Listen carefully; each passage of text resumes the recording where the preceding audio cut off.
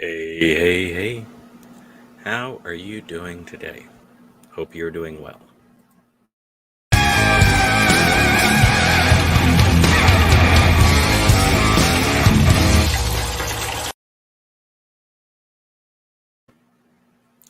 All right.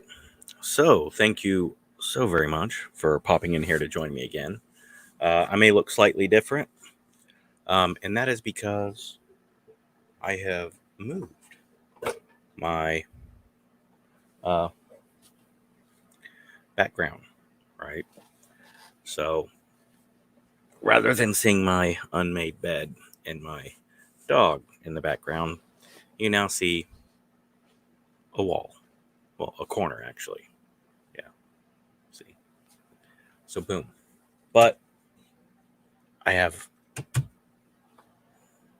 a cabinet, so there's that. You never know.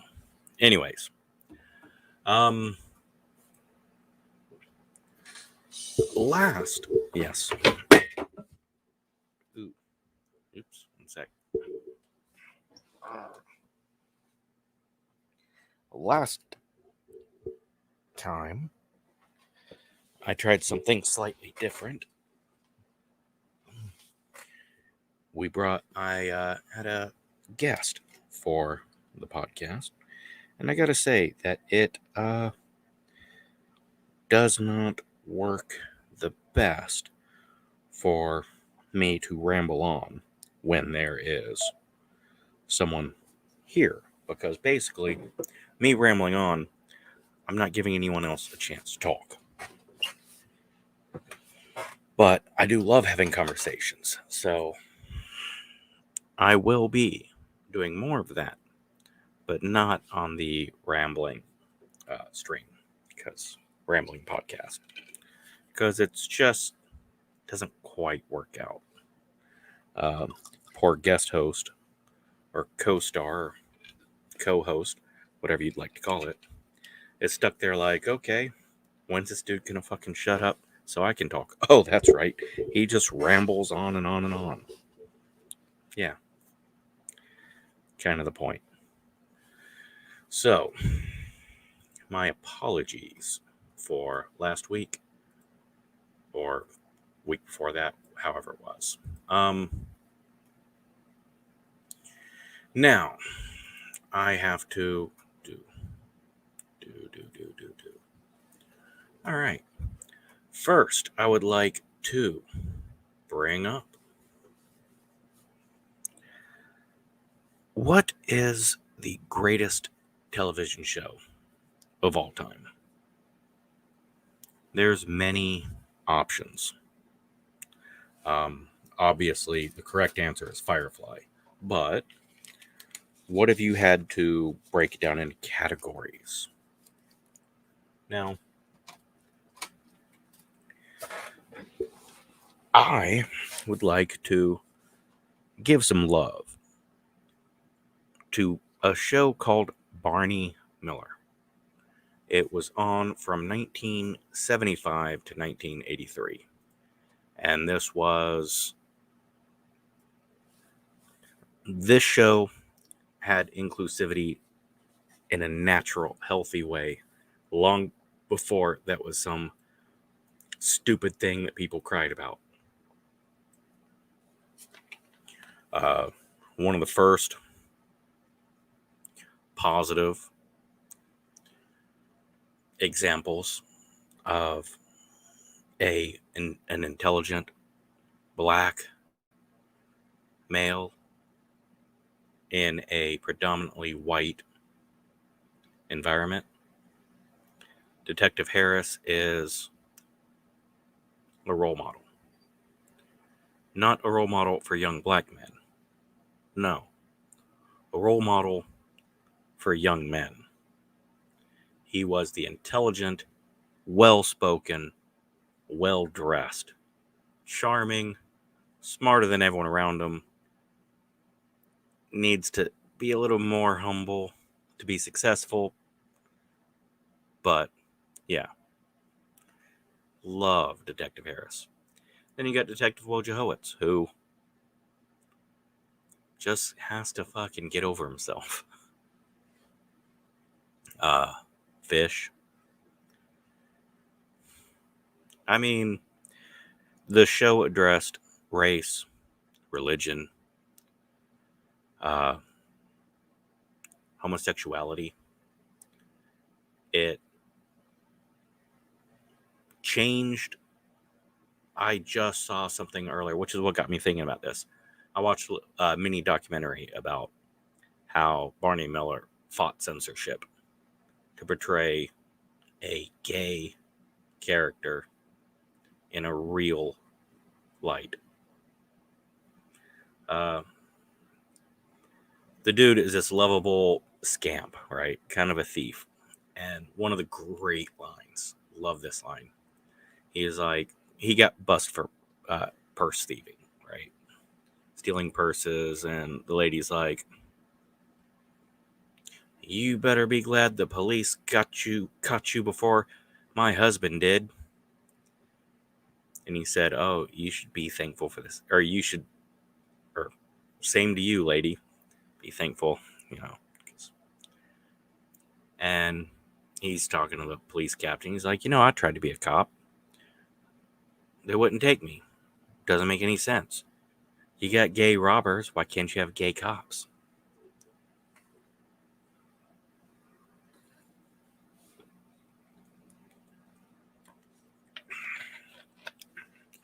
This show in 1975 had more balls and addressed issues that we still have to deal with today. And it did so in a not politically correct manner. And I'm not saying it's right on everything. No. All the characters are flawed. But overall, they're trying. And you laugh about it, but you'll hear me say this all. My motto is, because I got a lot of mottos. I'm a guy that likes to talk a lot. Sometimes you have to laugh about it or cry about it. And damn it, I look better laughing. And also, one of the best theme songs ever. I would play it, but I've already got so many strikes, I don't know when they're going to shut this channel down. But yes, please check out Barney Miller. It's a realistic police procedural that really deals so little with police work and just the real life of some cops. I like it. I own all 7 seasons, and I own the spinoff Fish. So, wanted to start out with that. Now, the Super Bowl has been determined who will play. Now, if you were watching a stream, I'm not sure how long ago it's been or if that stream's even up anymore. They take down a lot of my streams. The NFL playoffs. I was super excited because my father's team, my team, and my brother's team are all in it, right? All in the playoffs. I was devastated. My team got knocked out in a huge upset first fucking round. My brother's team, huge victory. He's a Rams fan, lifelong Rams fan. He's been a Rams fan since the early 80s. And then my dad is a lifelong Packers fan. He's been a Packers fan since the first Super Bowl. And they got upset. So anyways, the division playoffs, right? You got Cincinnati and Tennessee. Everyone knows Tennessee's got it. Then you got Kansas City and Buffalo. Everyone knows Kansas City's got it. Green Bay and San Francisco. Everyone knows San Francisco's got it. Or I'm sorry, everyone knows Green Bay's got it. And then Rams and Tampa Bay. Come on, Tampa Bay. Tom Brady. Obvious. I picked 4 fucking upsets in the division round. And guess what? There were 3 upsets. I picked the Bengals because I hate Tennessee Titans, because Texas, the Houston Texans is the worst name in all of football. You can't be the Texans when you're Houston, first of all. Second of all, you can't be the Texans when Cowboys are America's team. And 3, you got the Astros, the Rockets. It should have been Houston Galaxy with purple and black with white, the Milky Way and shit. And that would have looked badass. Black and purple, yeah. But nope. They moved to Tennessee and became the Tennessee Oilers for a minute. Then the Tennessee Titans. Right. So yeah. Screw them. Plus, Bengals have never won a Super Bowl. Now, Kansas City, Buffalo. Ooh, that's a rough one. I like Kansas City, but Buffalo went to 4 Super Bowls in a row and could not win. So, I picked Buffalo. I hate Green Bay. Dez Bryant caught the ball. Dez Bryant caught the ball. Dez Bryant caught the ball. So, I could not, in my right conscience, choose Green Bay. And so I picked San Francisco. Stupid bet. Number 1 against the number 6. Come on. Dumb. And then I got a fucking cheer for my brother. So, Rams over Tampa Bay. I got 3 out of 4 right. I got 3 out of 4 right. AFC, NFC Championship, I called them both. I picked the bad bet, Bengals, again. I said they were hungry. And I made the smart bet, the Rams. So, yeah. Kudos to me.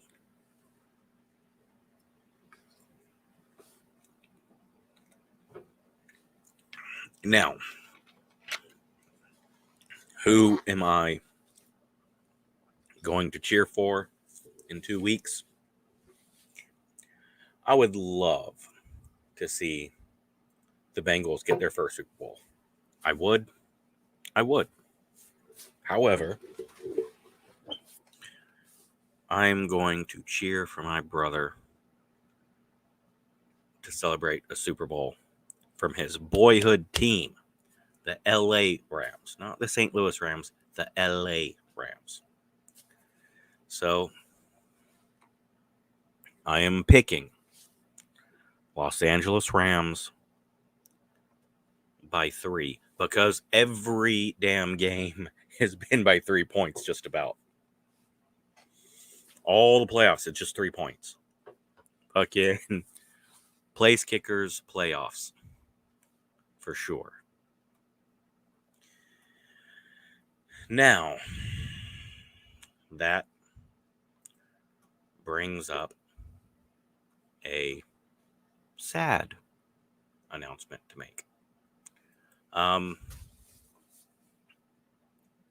Howard Hessmann has died at the age of 81 due to complications from a colon surgery. Most people will know him as Dr. Johnny Fever on WKRP in Cincinnati. And as I got older, I really got into those a lot more.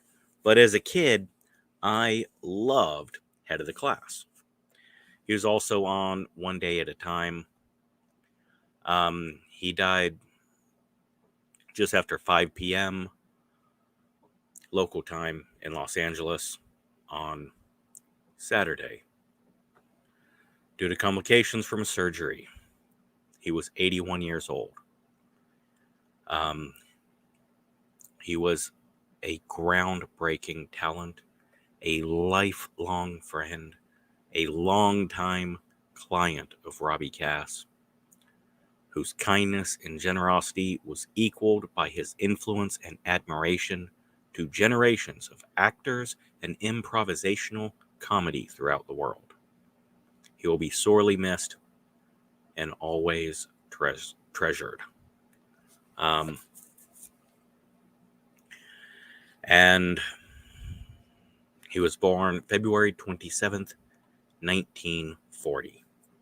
Originally from Oregon, moved to San Francisco in the 60s to join the influential improvisational troupe, The Committee. They were very, very similar to the Second City players that Saturday Night Live got all their people from. But 81 years old, great talent, head of the class, WKRP, fantastic guy, and he will be missed. But 81 years and a wonderful career. It's not horribly sad because he left so much to celebrate. Now, I got to do my first story. Now, my first story is problematic because people are so overly sensitive these days. Now, this was written by Soylent, or for Soylent, a long time ago, and it was celebratory. Whenever the issue of pronouns comes up, people have equated that to human rights violations. And that is wrong. That is silly. Actions hurt. Words are not the problem.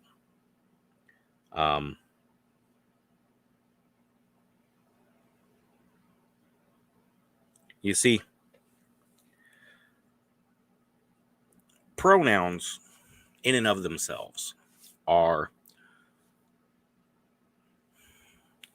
they are words to describe someone who is not present. They're not titles. They're essentially adjectives. They're words you can use to plug in. So lately, we have really focused on him, her, they, them type of thing, right? And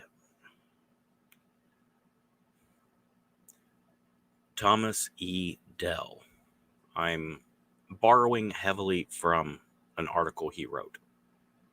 So if I use the wrong pronoun,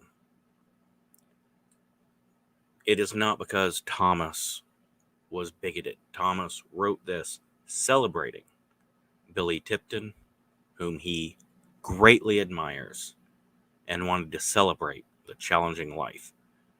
This was written 15 years ago. All right. So if you're offended, no offense is intended. If I have offended you, no offense is intended. Now, I don't care if I offend you. I just want to reiterate, no offense is intended. So, Thomas E. Dell wrote this, and I am paraphrasing greatly, for Soylent in 2000 and I believe 7. I believe. Billy Tipton. Imagine the coroner's surprise in 1989 when the cadaver he was doing a routine job with, the jazz musician and entertainment agent Billy Tipton, turned out to be a woman.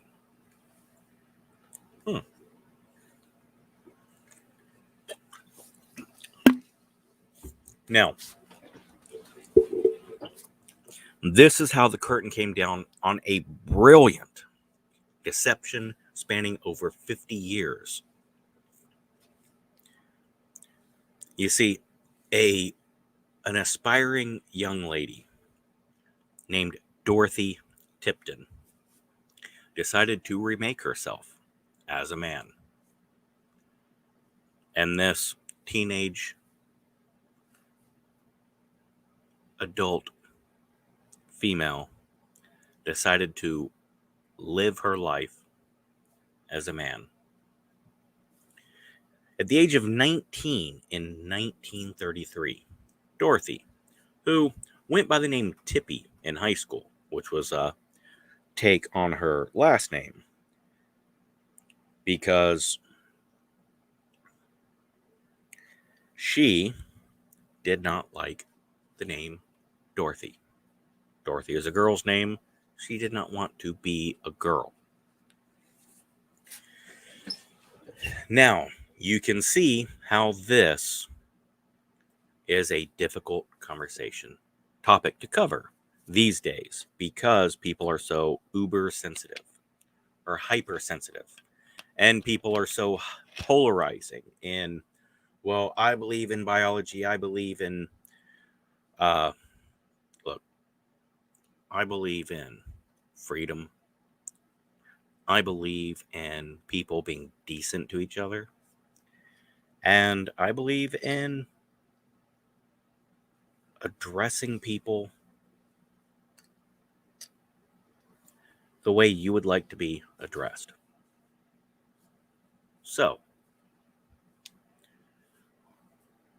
my personal opinion, when Dorothy Tipton decided to become Billy Tipton at the age of 19, she was not hurting anyone.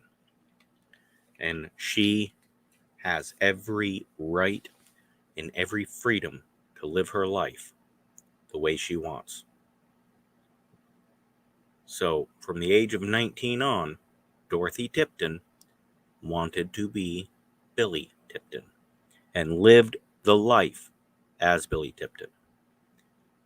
And there is no shame, no shit talking, no negative opinions coming from me. Now, I'm a smartass, and if I make a joke, I make a joke. But back to the story. I know I'm going to make so many damn trigger warnings, and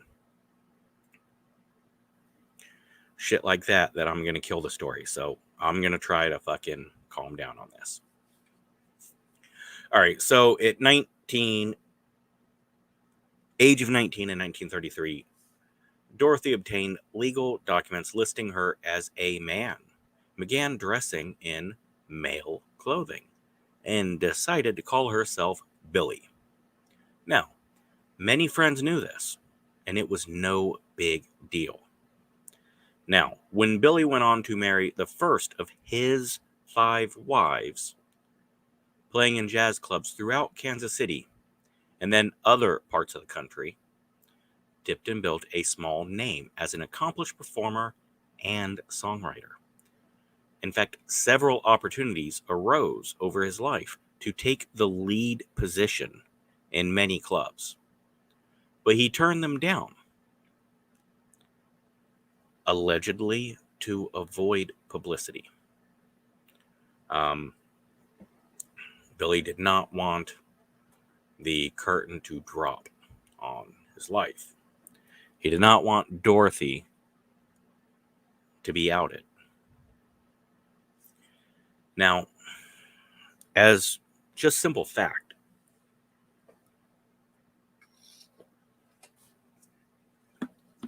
nearly all of Tipton's moves are fascinating in the pure mechanics of the fraud, facade, the masquerade, however you would like to call that. This is generally categorized as one of the great hoaxes, but I don't like thinking of it as a hoax.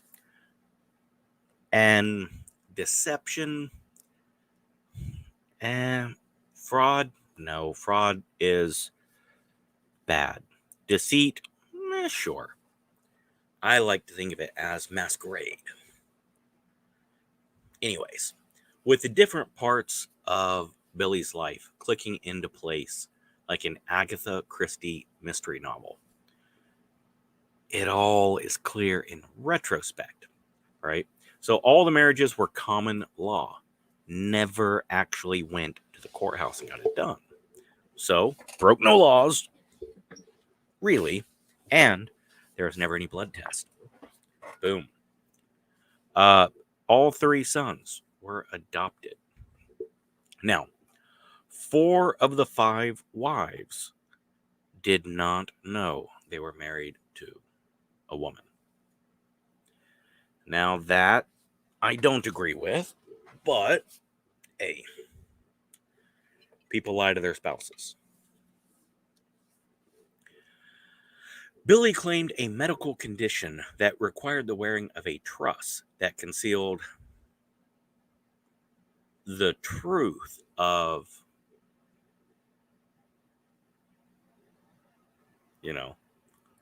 from them. As time went on, this process must have gotten easier and easier until it was effortless. But after playing jazz for nearly 50 years, Billy settled down into agency. Moved to Spokane, Washington. I have lived there. It is lovely. Overly expensive lately, but beautiful. Great summers, beautiful winters. Great. And if you like seafood, I have a seafood allergy, so I can't attest to this personally, but very well known for the seafood in that area. Pacific Northwest, yeah. Anyways, became a music agent. Now, yes, that is not to say that Tipton's life was a complete and utter success. No, it wasn't. The fear of having such a secret discovered had to weigh heavily on the mind.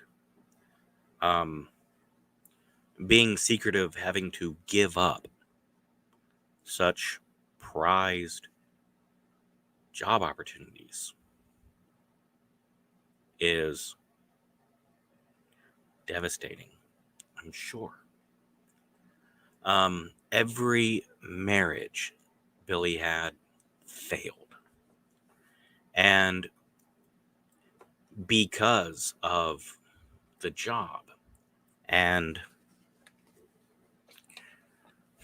ironically, being the man and not being able to win custody, caused distance between Billy and the children. And the necessary aspects of maintaining her male status made some parts of life very difficult indeed. Billy, he was unable to take Social Security. He was unable to get Medicare. And towards the end of his life, with accelerating health problems, perhaps someone that could have been alleviated.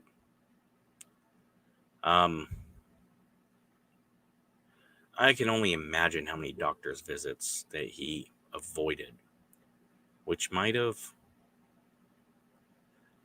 made a cold or other illness easier to live with. And this is, all right, I don't want to say this is the truly sad thing, but this is one that particularly makes me sad.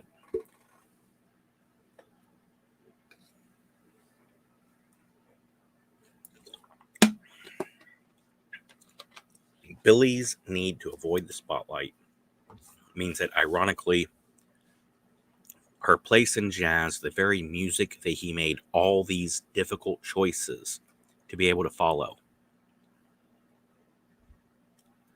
is minor at best. All this that Billy did to be able to pursue jazz and play jazz and perfect it had to pass up all those opportunities. In 1989, when the coroner discovered that Billy had the body of Dorothy, talking about Billy Tipton now, today, as I'm doing right now, the topic, sadly, is all about Billy and Dorothy. Now, as I said, people call this a hoax or a fraud, deceit. And, you know, however technical you want to get on this topic, sure. But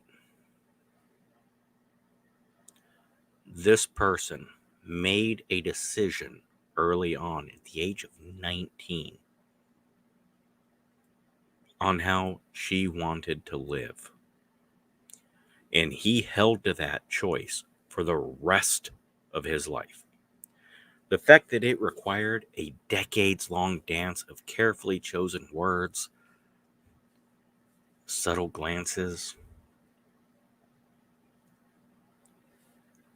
makes it a sad and beautiful and well-written jazz song. So Billy, Dot, Tippy,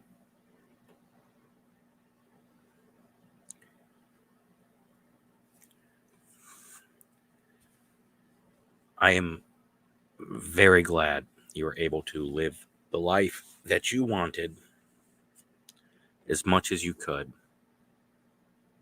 That is brave. That is badass. And while people will freak out about the pronouns I used, if you're out there and you hear this, I hope you are proud of how badass you are. Really, I should make a actual video on you, like I did with Dr. Fujita, because you are a Banff. For those unfamiliar, Banff is a badass motherfucker. But as you can see, oh man, you got to be so careful these days with the words you use. Like, I'm not in any way negative on anybody for just fucking, being yourself. And Billy Tipton, for all those that have whatever opinions you may have on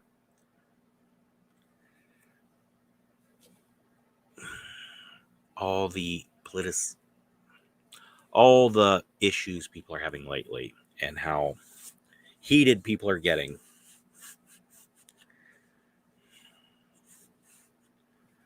just think of Billy Tipton, who was a badass motherfucker.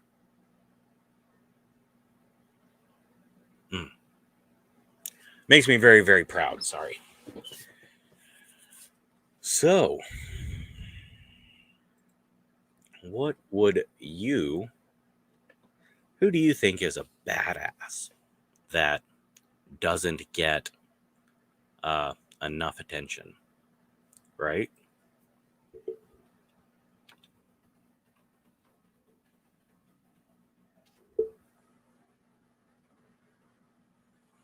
Um,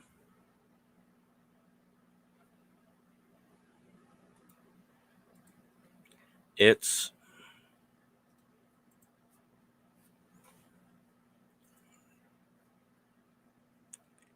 it's a fun thing to talk about. All right, got a couple more topics to hit. Here is one that is possibly even more controversial and offensive. But here's the fun part. I will offend more than one side of the coin here. Um,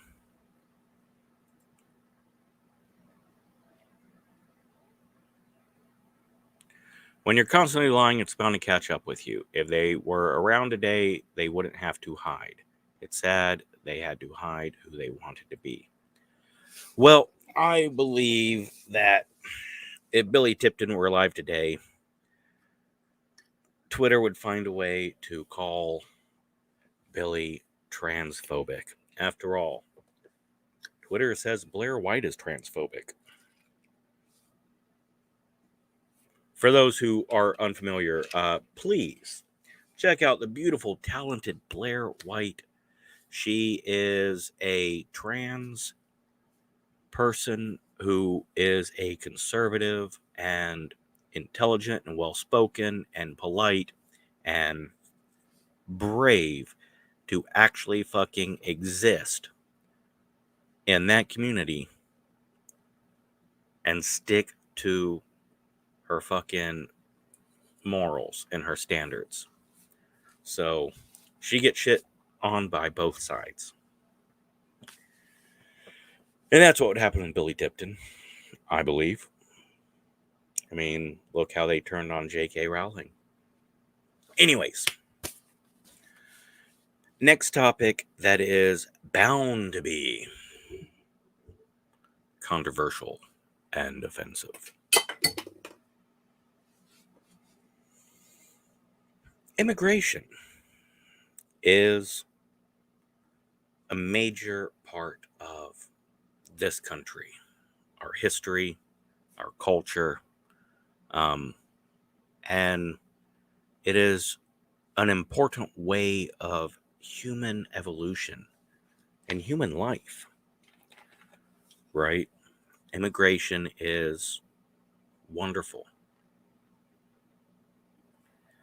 It can also cause issues, which is why a regulated process to immigrate is important. And almost everyone can agree on this. How much regulation is needed is not what I'm going to jump into at all. I would like to tell some personal accounts. And the reason why I'm bringing this up is I have many, many friends who were ESL, which is English Second Language. I spent most of my childhood in a foreign country, speaking not speaking the native language. And I definitely understand that there are some difficulties. Now, I believe that it is important to be able to speak English in the United States at a third grade level to become a citizen. I believe that it is important and it would be helpful. Now,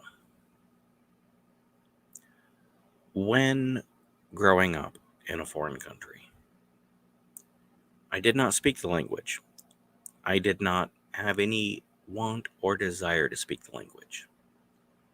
And they pushed it on us in school, like, well, if you're going to live here, you should.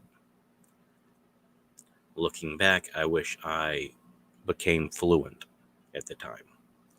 It was a wonderful opportunity. I should have, and I probably could have. I learned enough to stumble through in school. And I was indignant and cocky and an asshole for not trying to communicate with my neighbors. Not my actual neighbors, because I lived in an American building, but you get what I'm saying. Now, I have gone on to learn other languages, and one language that I learned, that I chose to learn, was French. Now, when you go to France, anywhere but Paris, Paris is beautiful, it sucks. It's actually not that beautiful, it's dirty, and everyone's an asshole. Fuck Paris. Fuck Paris. Fuck Paris. But you go to like Britannia, right? Go to northern France, beautiful. People are awesome too. And although southern France has all the beaches and it's beautiful and people like it there, but too many tourists, says the American. But anyways, you walk up to a French person and you're like, "Hey, dude, where do I go to the fucking place to do the fucking thing?" And they're gonna look at you and be like, je ne parle anglais.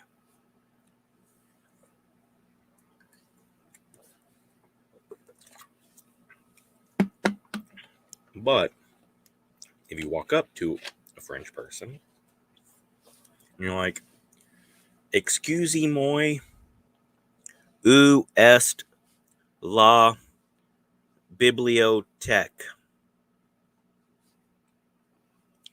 They will look at you, roll their eyes for murdering their language, smile, probably sarcastically.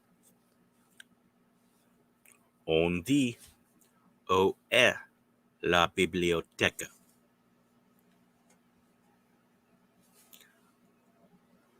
Où est la bibliothèque? Oui, très bien. That is very good. Now, if you want to go to the library, then, because so many of them speak English, it's just the fact that you put forth a little effort. Now, in America, it doesn't always happen that way. But I try to take that lesson and pass it on in my actions. If I am in Pennsylvania and there is a German person who does not speak English, and they are like, "Sir, where is the blah, blah, blah?" I'm going to smile, remember my childhood, and repeat it. I'm not going to do the whole French on the, which is, by the way, that's one says. One says. No, I'm going to repeat it slower or slowly and correctly. Where is the butcher shop? And they're going to, yeah. The butcher shop is that direction. You're doing very good with your English. My German is terrible. Sprechen Sie Deutsch? Not I. Although I can count and curse. 1, 2, 3, 4, 5, 6, 7, 8, 9, 10, 11, 12, 13, 14, 15. Right. Asshole. Or it's like what? Absolut Scheißkopf. Yeah. So yeah. When I was in Germany, I didn't even try like I should have. So, to all of you ESL, English Second Language, to all of you people in a country, not even ESL, to those of you who are in a country where you do not speak the language, try. You'll come across some assholes, yes. But you know what? You just might come across a cute person of the gender that you like who is learning that language and wants to practice. So, yeah. Try to learn the language of those around you, at least enough to order a beer, ask where something is, and to say thank you and I am sorry. That can make your experience in a foreign land much better. And if you're going to live there permanently, please learn the language of the land you're living in and offer to teach anyone your language. You never know. You can form some beautiful friendships. And at the very least, it makes the newspaper easier to read.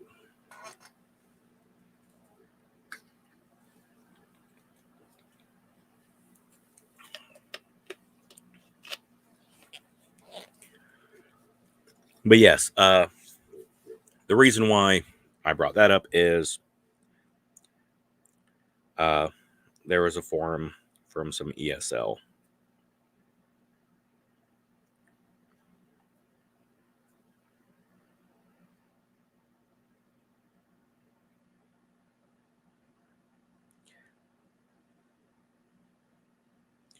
There is a fantastic, intelligent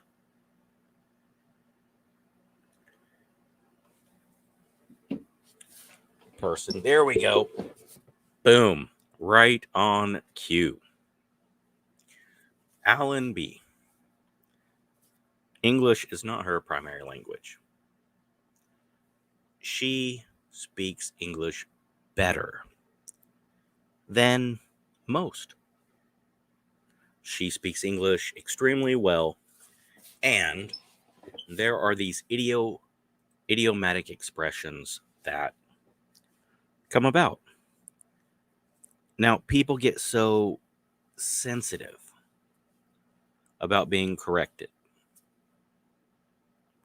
but Someone correcting you is a wonderful thing. It's someone helping you get better.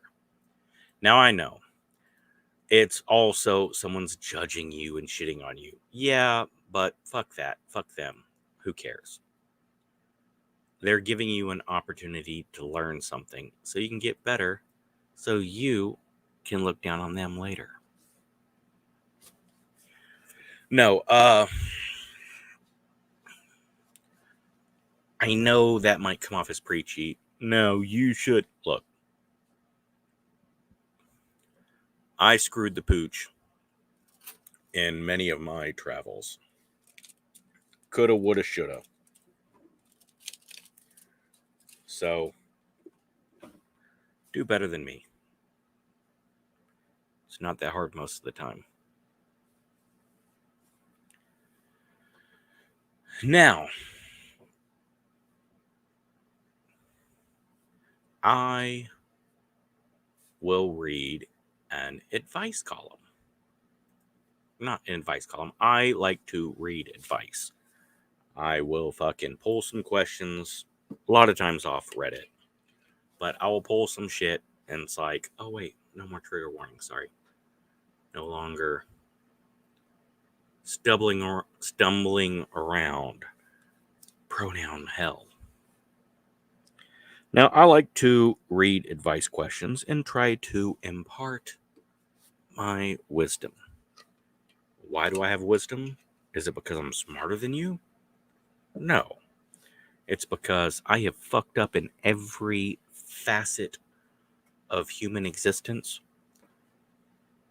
And you learn by fucking up or by watching others fuck up. So, hey, don't be a fuck up like me. Now,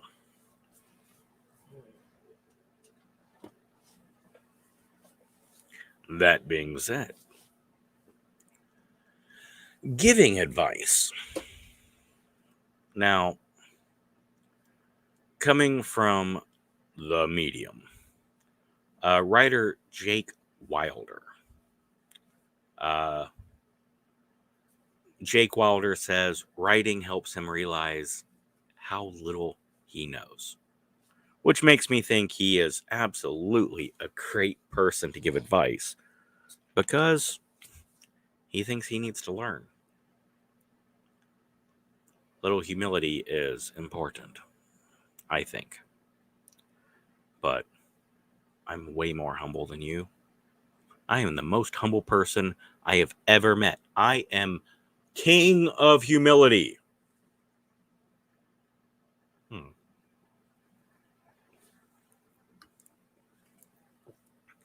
Yeah.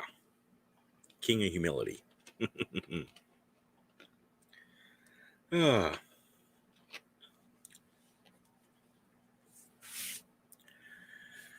So,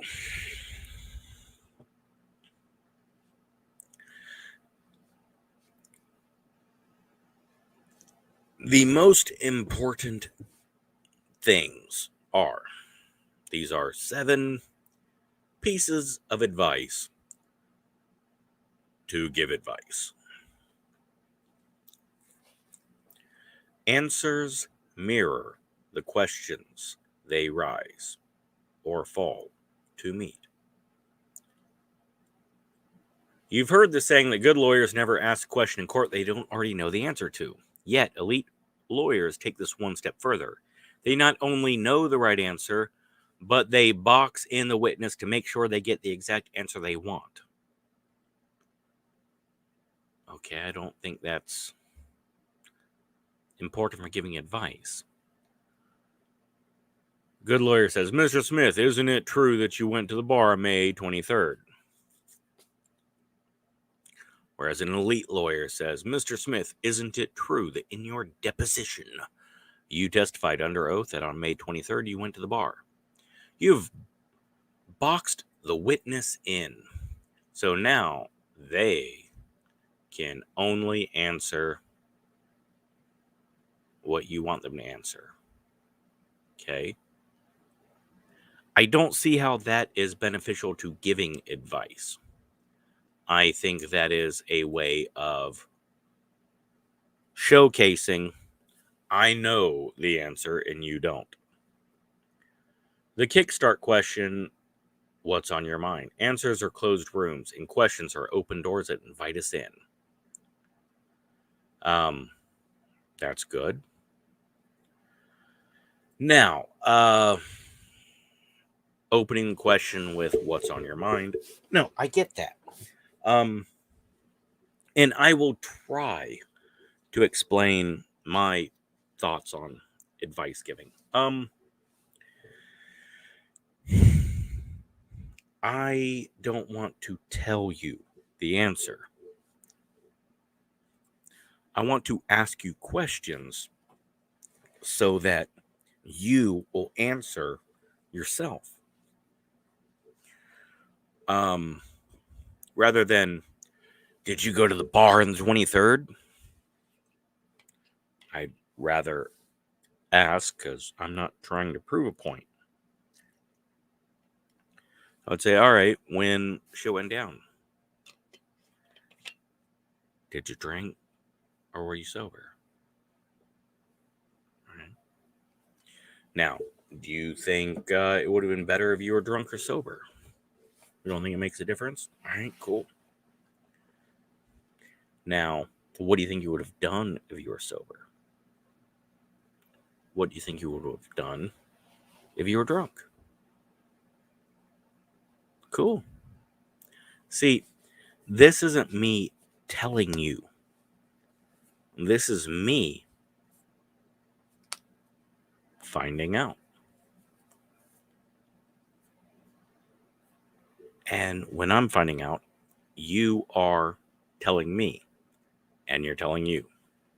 Now, if you're going to say some straight up bullshit that's super obvious fucking fake, I'm not going to be like, well, you're a lying piece of shit. No. Like, oh, I thought you said, so this way I'm not challenging you, so you're not defensive. I'm simply asking, wait, I thought you said this. Well, right, but because, oh, okay, I gotcha. I don't get the difference, but okay. Not attacking you, not judging you. I'm on your side. As opposed to, hey, you were at the bar. You were sober or drunk. I think maybe your advice is better than me, sir. But I think my advice might be more organic to the person. May not fix their issue, but I might help them get closer to the right answer. And maybe they'll learn their lesson this time and move on to the next one. But hey, I am not saying dude's wrong, I'm right. I'm just pointing out the difference between the way we do this.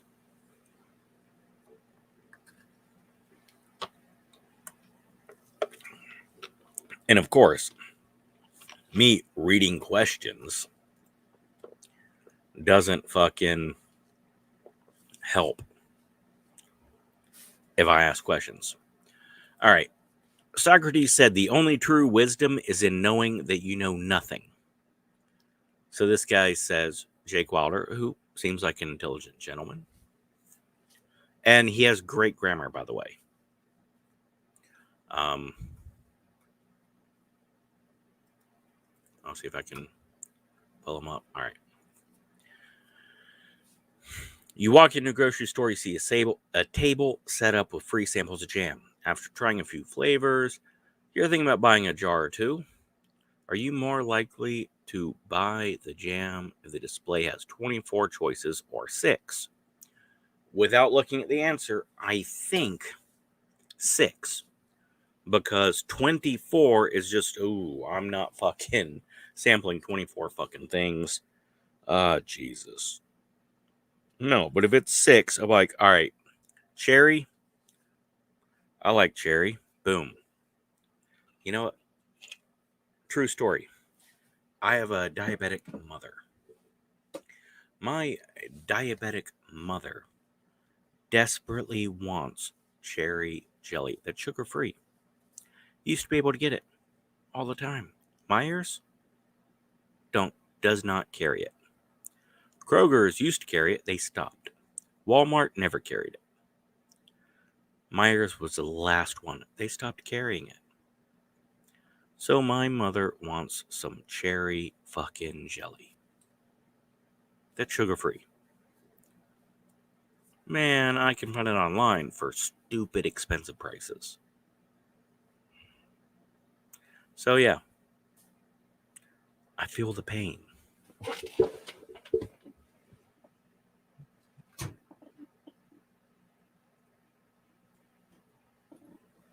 Sorry. I feel the pain. Well, I don't feel the pain. I recognize that someone else feels the pain. I'm not a big jelly fan. I only do grape jelly, and I only do it on toast. And usually only at restaurants. If I'm home, I only do dry toast, because if I'm doing toast at home, it's because hungover. Anyways. Let me go ahead and share this screen.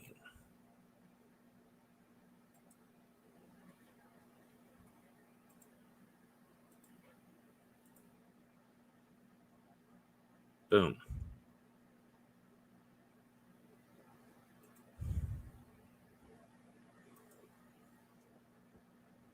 Actually, I kind of like this.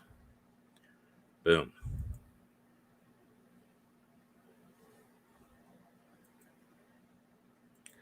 All right. That's Jake Wilder.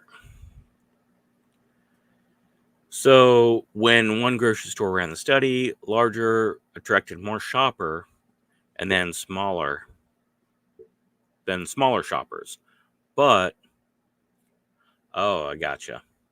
All right. So, 60% people went, 60 of 100%, 60 went to the large number instead of the small number.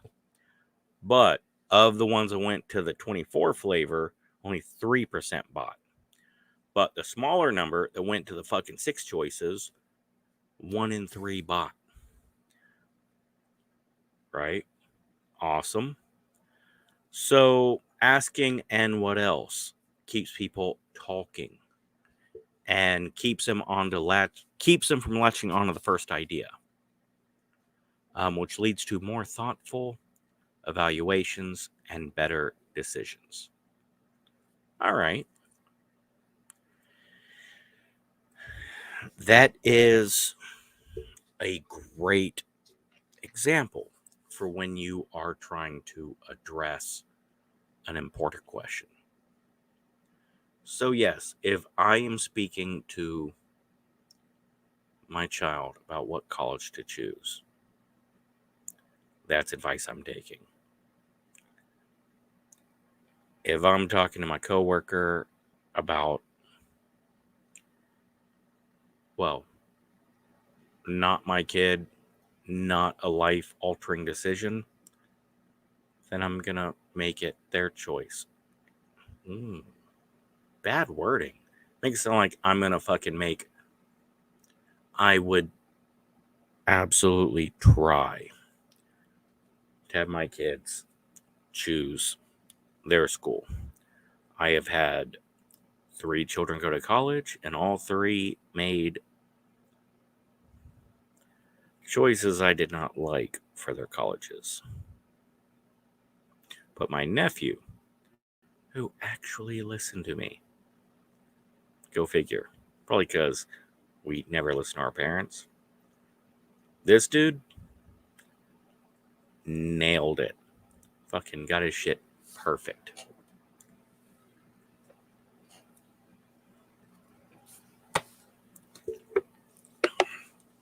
So yeah. So Jake Wilder. Check the dude out. Well spoken. I don't agree with his statements on what I do. But if I got to talk to my kid about personal choice, I'm going to take his advice. This definitely seems like advice for important questions. Focus question. What's the real challenge here for you? A wise man can learn more from a foolish question than a fool can learn from a wise answer. Exactly. You gotta fuck up to learn. So yeah, your challenge is to move from an external reason to an internal one. You need to move the focus from resources to resourcefulness. Nice. Good words, Jake. It's the only way to make it actionable. It's the only way to develop a productive solution. Dude, I like it. It's not the foundation question. What do you want? Now this is one this is my big coup de grace when I'm giving advice to a person, right? My big coup de grace. What do you want? Put everything else out in a perfect fucking world. Wave a magic wand, what happens? Right? That's my fucking thing. Well, he says, it is not the answer that enlightens, but the question. That does not pertain. I mean, sure, fine. Asking people what do you want encourages transparency. It cuts to the heart of the matter. The better you understand what people want, the better you can help them achieve it. Well, that's good. And the more people realize candor is appreciated, the more open and honest communication you'll have going forward. Exactly. Perfect. You just chose the wrong quote, dude. Like I said, Jake Wilder, check this cat out. I like him.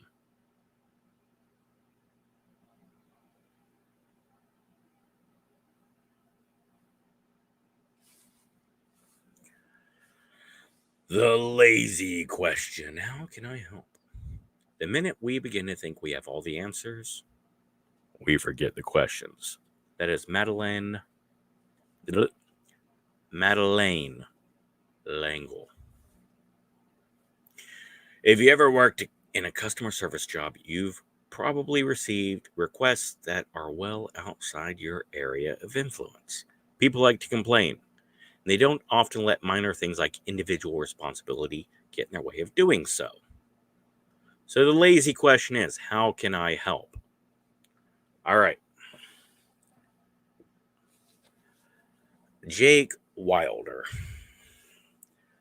is well-spoken, intelligent, and makes good statements. Do not use this advice with your wife or girlfriend. How can I help? No, no, no. Sometimes people don't want you to fucking answer the question. They don't want you to solve the problem. They just want to bitch. They only want to vent and complain, right? All they want to do is like, man, my fucking boss at work is blah, blah, blah. I'm just going to fucking vent and complain. And how the fuck is it your job to do personnel, but you don't know a motherfucker's on a hospice? That's not them saying, fix this for me. It's them saying, I am unhappy with the situation. I just want to complain about it. And I trust you so that I can vent to you, and it's a safe environment.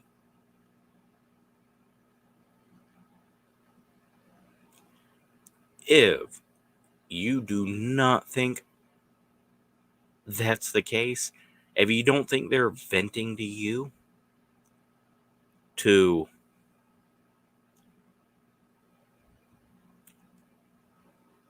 if you don't think they're venting to you because you are a safe environment and you think they're asking you to help, then you do not fucking say, "How can I help?"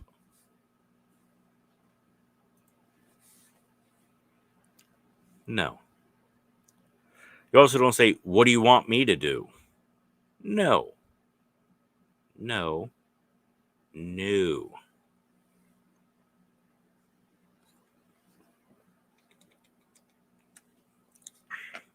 Now look,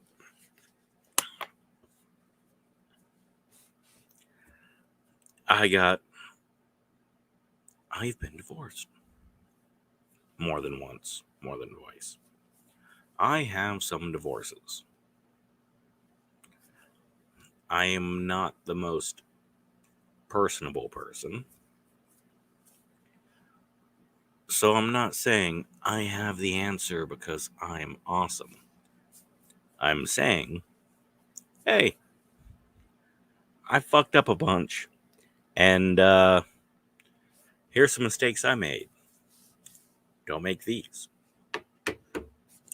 I would think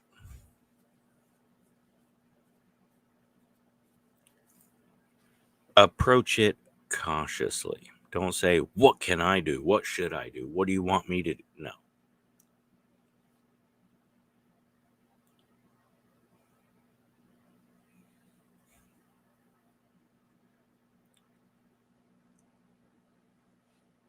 Would you like me to try to help? Is soft. Would you? Now, that's the soft, docile approach. The more strong approach is, man, you are strong to tolerate that. You are big, strong, brave, whatever. You are build you up, build them up because of all this bad. And say, I would probably, and then throw out something awful. Like, man, I would probably fucking piss in the floor, fall in it, and cry. And then stab that motherfucker in the throat. Or whatever fits your fucking dynamic, right? But the whole thing, if it's, a child, a partner, someone who you have a close, personal, intimate relationship with, do not say, what can I do? So this is the one time when I'm taking the opposite approach. Because generally it's like, well, yeah, if it's a super important thing, then he's right. But you're just fucking talking to someone. No. But in this case, fuck, no. Fuckity, fuck, no. Never, ever, ever fucking tell your fucking important person, what do you want me to do? Well, how can I help? Fuck no. You start with, you are fucking awesome, fantastic, brave, fucking. The shit you're dealing with is serious. Acknowledge how fucked up their situation is. Then let them know how much you fucking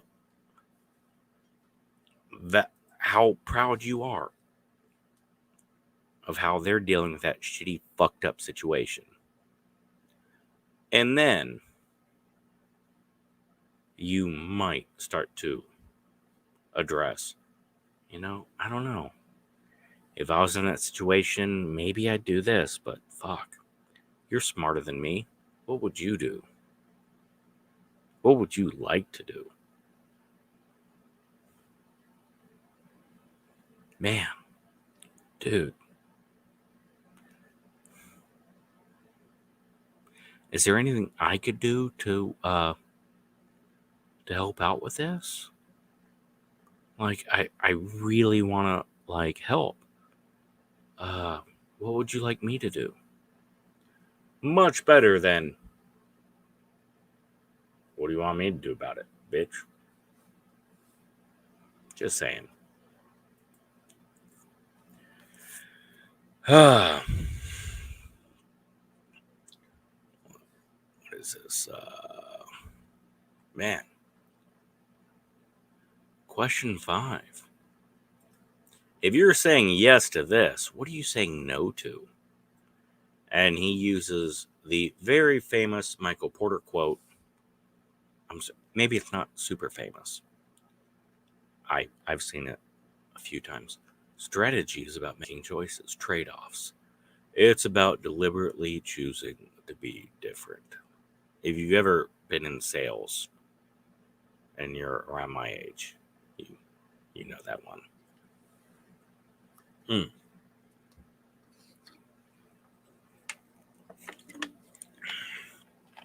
Yes and no. I would always go with, all right, is that something you would want? All right. And what do you not like about it? Do you want to get out the, we all should, I'm sorry, we all could have different things like, do you want to get out the scales? Well, this and this, right? Do you want to get out the pinwheel? Do you want to, right? Whatever it is, yellow legal pads, right? A fucking thing where you do your fucking spider graphs or whatever fucking graphs you do or whatever fucking shit you do, right? Wow, there is a whole fucking thing.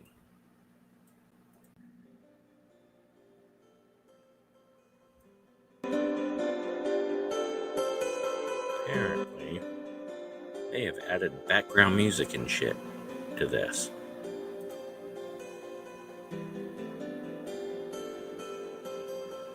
Oh! So I don't know how loud that music is. Shit.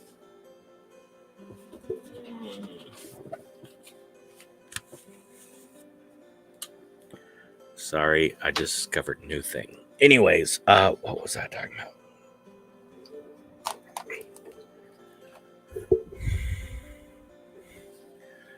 So, I gotta fucking set up that I dig.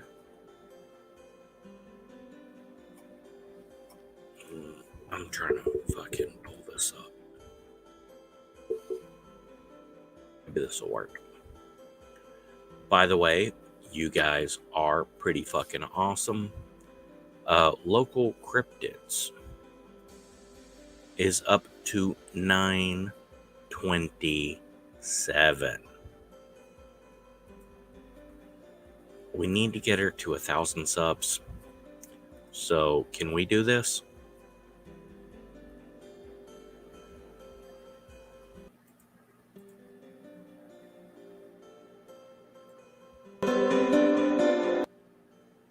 Yeah, I still can't hear it. All right, I don't know it, but I'm going with feeding the ducks. And if it's too loud, well, fuck it. Anyways,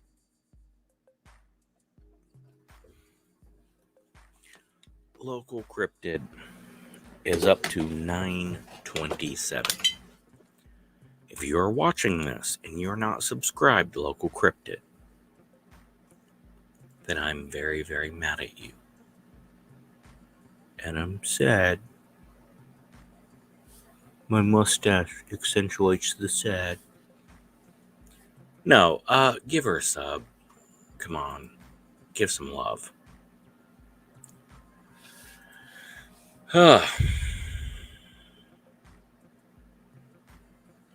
So, whatever fucking visual fucking juggling, whatever thing you feel comfortable with.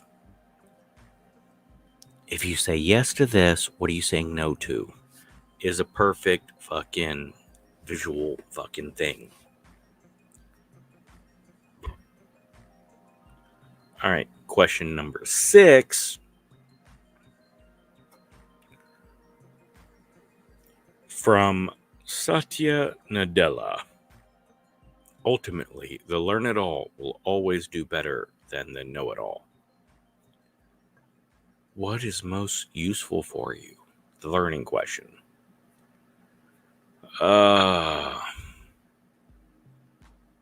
Don't overcomplicate it. If it turns into a full-scale critique, people will naturally resist. If you come up with 20 things that need to improve, people quickly become overwhelmed. Ask for one thing that's worth remembering and focus on that. All right. So, I'm giving you advice on this question, and what's the one thing that could make this better? And then try to focus on that, and how would that, is it worth? It sounds very much to me like directing the conversation and the topic. This is not the way I work this. And then his last one is a little less advice, a little more curiosity. The change of behavior that's going to serve you most powerfully is this: a little less advice, a little more curiosity. Finding your own questions, find your own voice. Michael Bungay Stainer. The Coaching Habit. So yes, Jake, those are very, very good things to ask. But I think that's very personal, and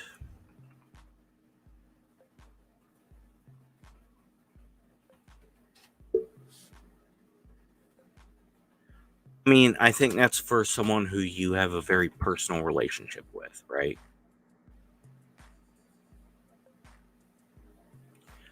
Now, I'm going to try to randomly pick one. Nope. Damn it. Maybe this one.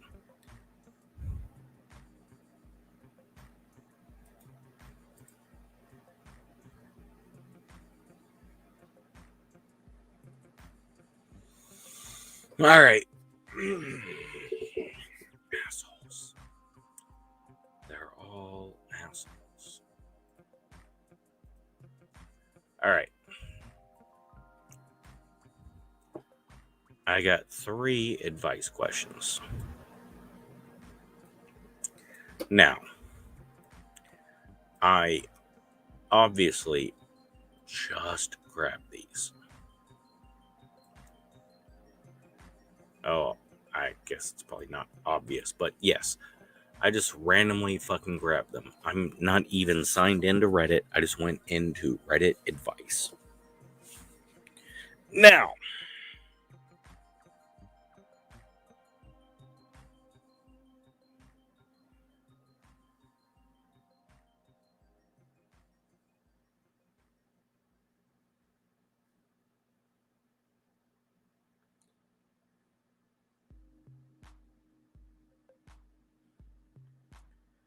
oh, also, everyone,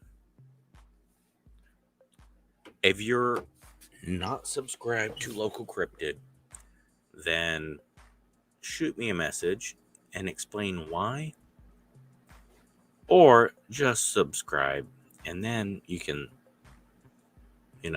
not have to message me, or you can message me and go, hey, Local Cryptid, fuck yeah, come on, give some love, quit being an asshole.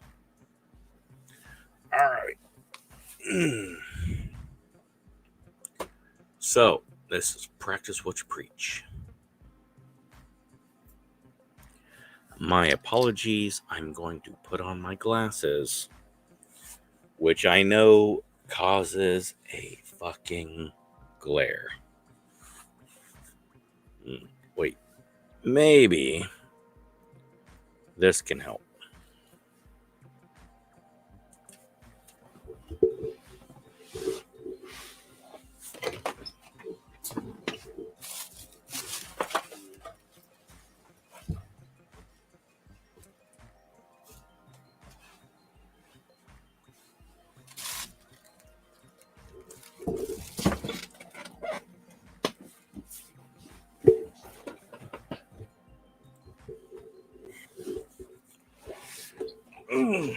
By the way, to the person that pulled this off of my YouTube wish list, jeez, you're awesome. I don't like it. Still got a glare. But I'm going to wear the hat now. So, there you go.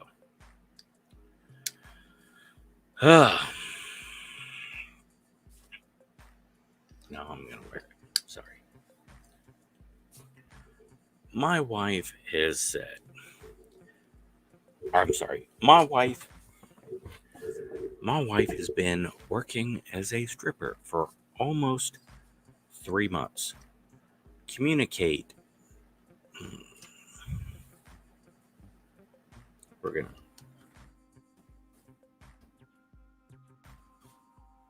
Communication has been key during this period. I've been asking she questions. Not my eyes, that's them. Not that I don't trust her, but because I don't know. She brought this up to me that should be okay with me going to the club. I told her that I would think about it. She told me that if I do want to come, 3 rules. I need to call her ahead of time. I cannot say I'm her husband. I cannot judge or make a scene. Okay. I've only been to a strip club once with a group of friends, and it was so dead and boring. What advice can one give me? Even more, if someone is already in a relationship with a stripper, that would be helpful. All right, badass. Now, I semi-randomly fucking picked that. I mean, I picked it based on the title. My wife said she would be okay if I saw her at work. She's an exotic dancer. All right. All right. Your wife has been a stripper for 3 months. So she's new to the stripping game. Gotcha. Now,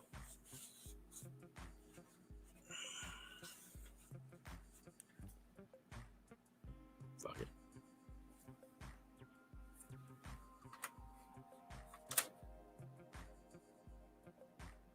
A little better.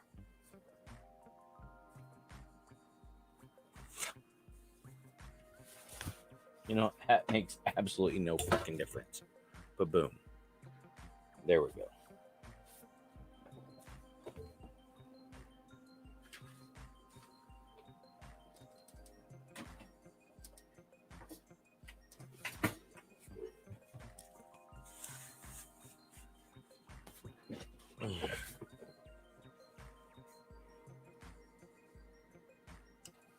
Fuck it. I'm done looking at it. All right. Your wife's been a stripper for blah. Gotcha. Um.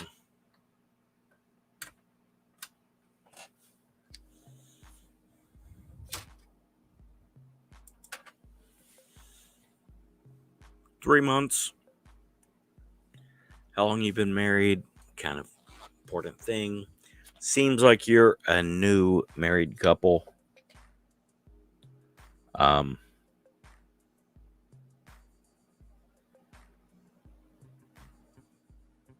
Oh, thank you. For everyone on Twitter,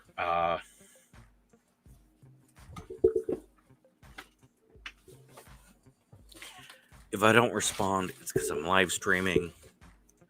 Thank you for signing up on Local Cryptid. Give some love. Thank you. Seriously, thank you. Awesome. Now, that being said, the rules given.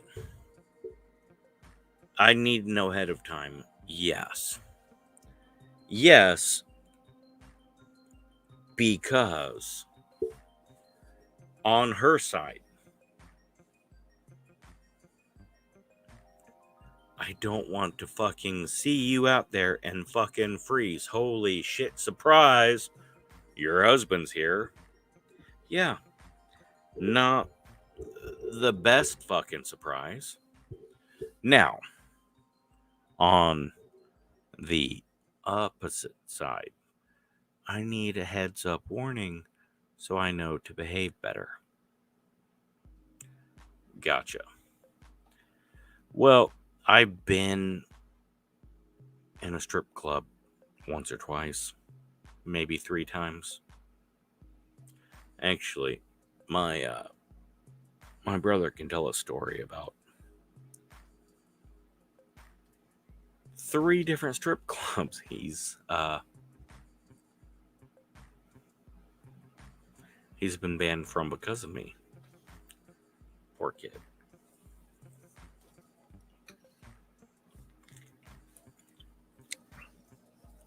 He's the older brother. I've also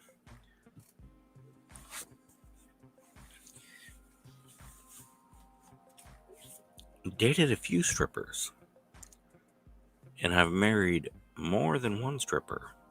You guys can all fucking debate which one's which. But yeah, strip clubs, generally speaking, are pretty good about what you can and can't do on stage. Now, if she's like, I want to know my husband's there ahead of time, it's either she wants to prevent you from seeing her in the special room, or she doesn't want to freak out when she sees you. You cannot say that you are her husband. No shit. You can't fucking do that. Every stripper is single. Every stripper is a college student only doing it to pay their tuition because they're in medical school or nursing school or fucking elementary fucking teacher school. Fucking, oh, I'm in school to help study the chromosomes of Down syndrome because my uncle was a Downy. By the way, I am trying to coin this term, Downy, because I fucking love Downy, and I fucking love so many people that I have fucking spent time with, interact with. Down syndrome, dude, I am very passionate about Down syndrome people. So yeah, Downy. I think we should call those who have Down syndrome Downies, because they're awesome, soft and cuddly, whatever. The fucking Downy fucking teddy bear, whatever the fuck mascot they used, was awesome. And 93% of everyone I know with Down syndrome is awesome. Awesome. So yeah, I propose Downy. And yes, people have called me an asshole and said they don't approve. But none of them have close interpersonal relationships with those with Down syndrome. Everyone that's all about and personal interactions, like Downy. Wait, what do you mean, Downy? Downy. Soft, cuddly, awesome, fucking make shit better. Fuck yeah, I like it. Downy. Downy's a loved brand. Everyone's like, yep, I agree. Downy. Anyways, cancel me later. Number 3, not judge. That's a stupid request. Don't make a scene. No shit. I've only been to a strip club once with a group of friends, and it was so dead and boring. What advice can one give me? Alright, dude. Go to strip clubs. Not your wife strip clubs. Alright? Go to fucking strip clubs that's not your wife's. Also, let your wife know, hey, on Saturday, I'm going to pop in with 2 or 3 friends. By the way, if you're bothered with your friends seeing your wife naked, they already know she's a stripper. They already know what strip club she's at, and they've already seen her. And they've already gotten lap dances from her or tried. If she didn't say, hey, your buddy tried to get a lap dance from me, and I wasn't sure how you'd feel about that, then she did it.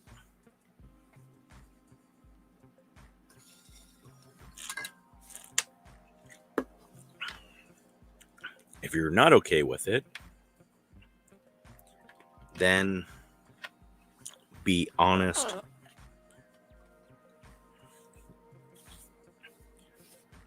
Be fair. Let her know that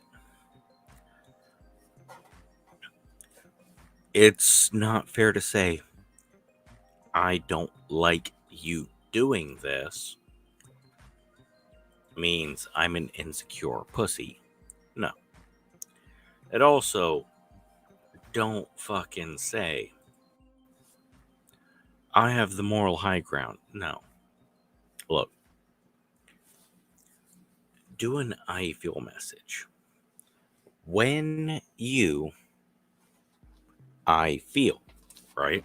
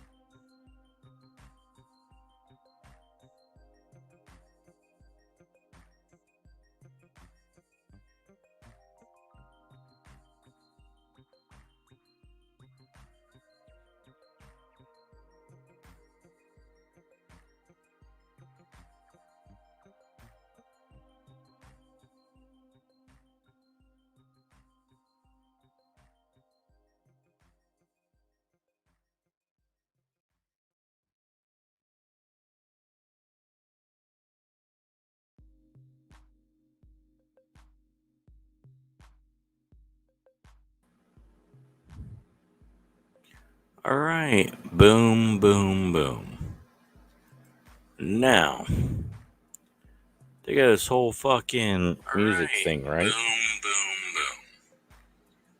boom. Now, they got this whole fucking thing, right?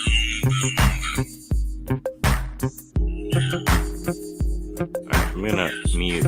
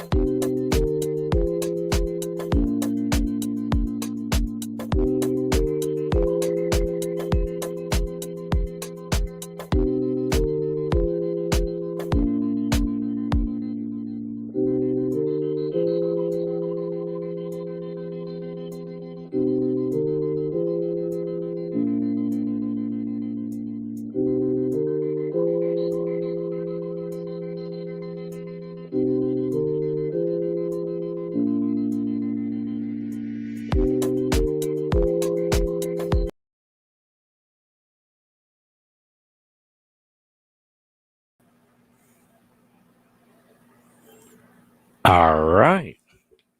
Apparently, we might be back online. All right. So we were discussing. Yep. Boom.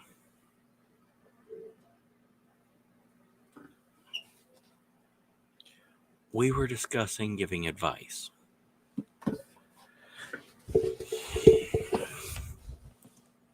Here's my thoughts and feelings on giving advice.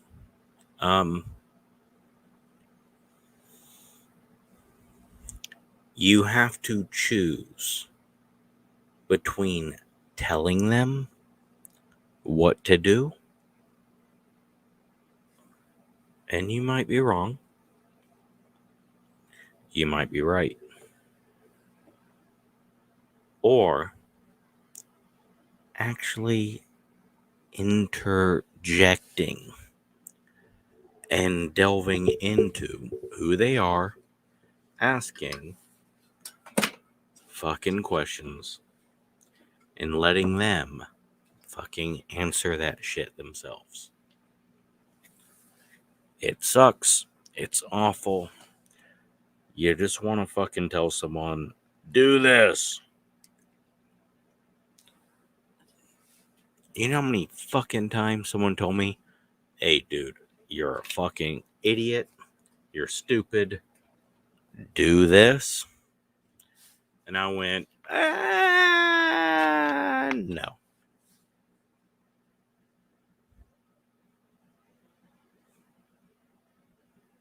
It's the thing. So I had a whole fucking story matched up. Technical issues. Fucking hell. So I'm not doing a fucking 2.5 hour rambling bullshit. Now, I'm pretty sure like 70 minutes of this is fucking horse shit. I'll try to fucking pull it up and edit it and blah, blah, blah. But let's be real, I probably won't. So, my apologies for fucking weather bullshit. But in my defense, motherfucker had a possible heart attack. And I fucking bounced out of here in the middle of the night and handled the shit. Why? Because no one else could, and I was stupid enough to answer the phone.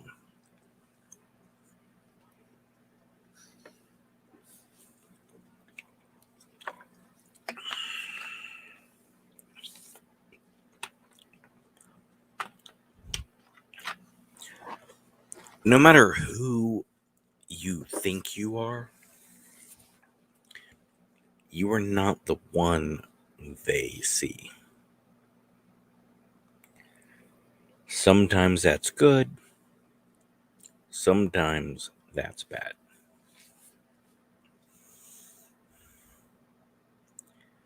You're not worthless. You have value. You're not unwanted. You're just not wanted by the people you want to want you. Or they suck at letting you know you're wanted, or you suck at recognizing if you're wanted.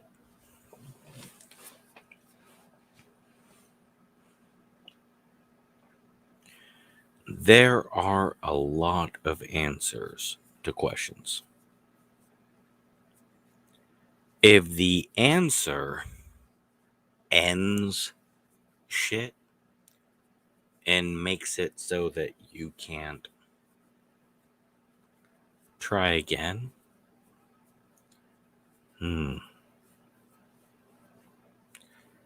then maybe don't use that answer.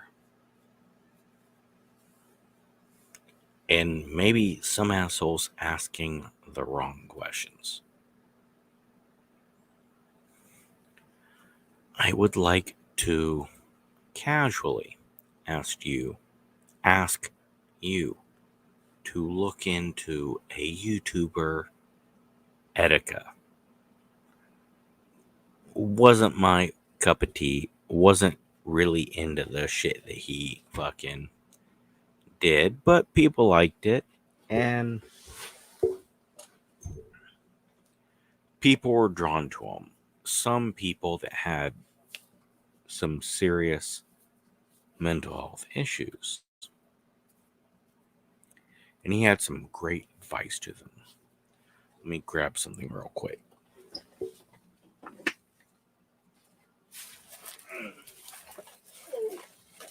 Shit.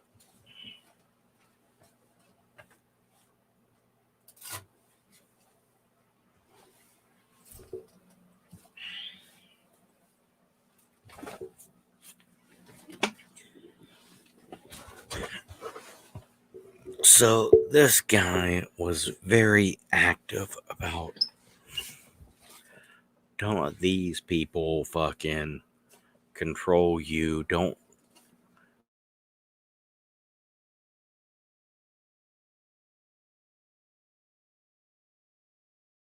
let the boy.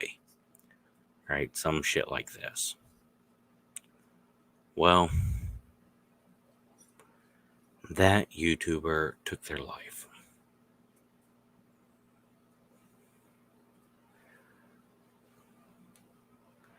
I have lost more people to suicide than combat. I am coming very dangerously close to losing more people to suicide than cancer.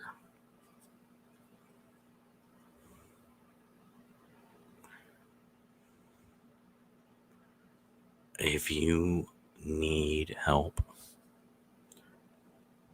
yes, that is a number that's not just for veterans. 1-800-273-8255. Press 1 if you're a veteran. So, non-veterans, right there, right? Call the fucking number. Please, please, please call the fucking number.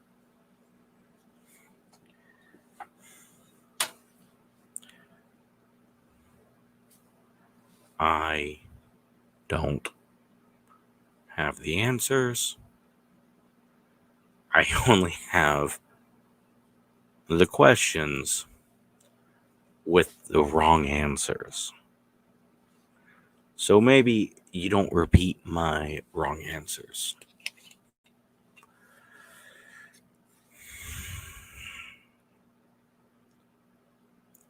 If you need help, reach out. I'm not saying reach out to me and I'll help you. If you reach out to me, I will try. I will try. I will fail. I might even fail to try.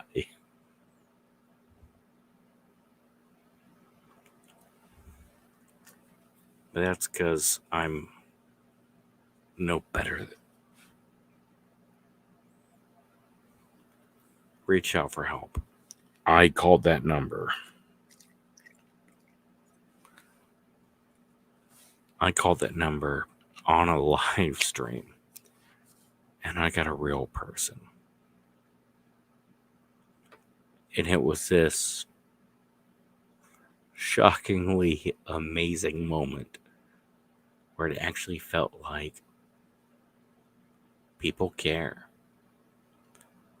This person that answered, Brian,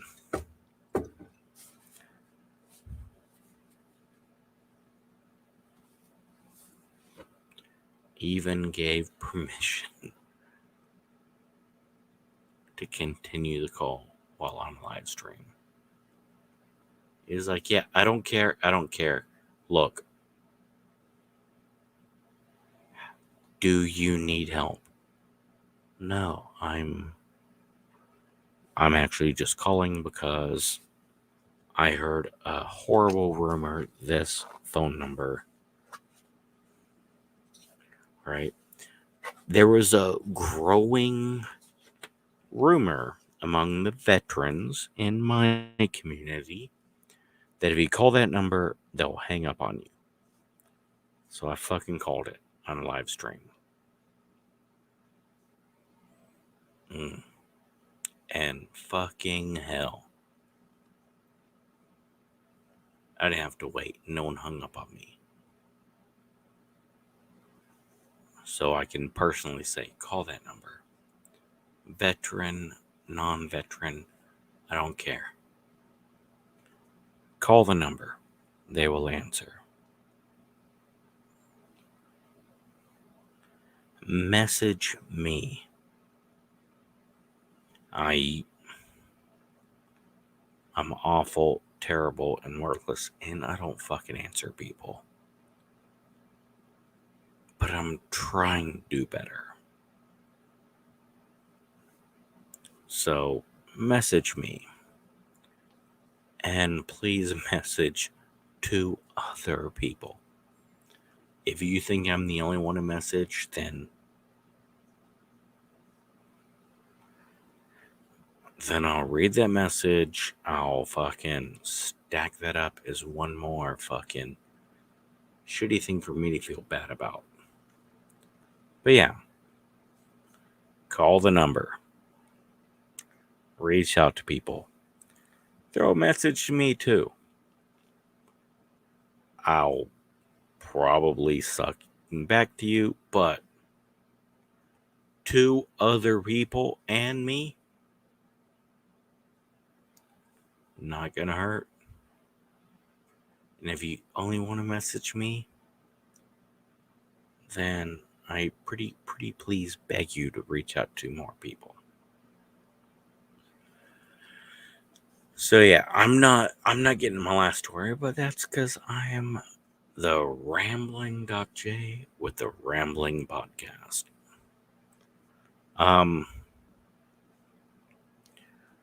Yeah, I knew doing the advice thing, if I did it for the last story, wasn't gonna. But yeah. There's a funny story about Mitch McConnell and me in a t-shirt and being surprised with giving a speech that I didn't know important people would be at. I should either make a video on that or try to put it in the next podcast. Hit me up. You got my social media. Let me know. But the Billy Tipton motherfucker deserves a full video. Yeah. Kind of feel shitty I did it on a podcast, but you know what? I think it just whetted all of our appetites. We're going to do a fucking Banff number 2.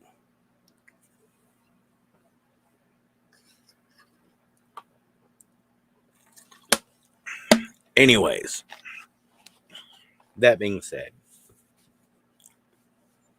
I am shocked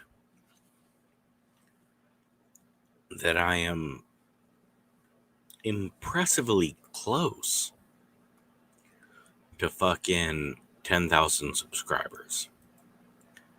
I know after the shadow ban that I have been very much slowed down. I was supposed to hit 15,000 before New Year's. But the shadow ban really fucking hit me. But I'm cool with that. I am actively working on a 10K milestone Q&A. So, social media, hit me up, send the messages, ask any questions. I want 500 questions, and I'll get 30. Either way, hit me up. I am so grateful that you checked this out. I am so sorry for all the fucking stupid technical issues. You are loved. You are important. I don't care who you are, who you think you are. There are people who care. Believe you me, there might be a few motherfuckers that are dumb enough to care about me. So holy shit balls. There's 10 times that number that care about you. So reach out. Reach out for help. I don't have the answers. I only have the wrong answers. But I use those wrong answers. And you might be able to learn from me using the wrong answers. Anyways, whatever God you believe in, I hope they bless you. Whoever you love, I hope they respect you.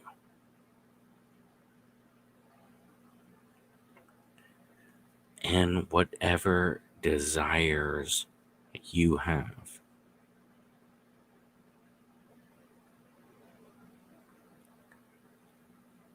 I hope they drive you and feed you and nourish you.